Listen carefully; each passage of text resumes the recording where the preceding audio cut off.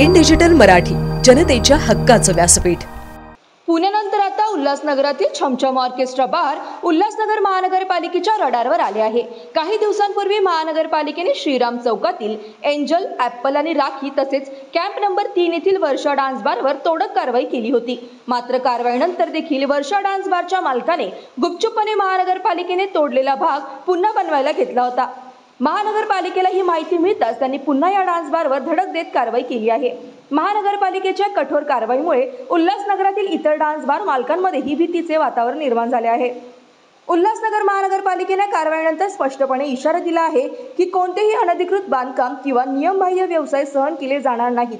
उल्हासनगर महानगरपालिकेने नियमांची काटेकोरपणे अंमलबजावणी करण्यासाठी अशा कारवाया नियमितपणे चालू ठेवण्याचा निर्धार व्यक्त केला आहे। उल्हासनगरच्या नागरिकांनी महानगरपालिकेच्या या त्वरित आणि कठोर कारवाईचे स्वागत केले आहे।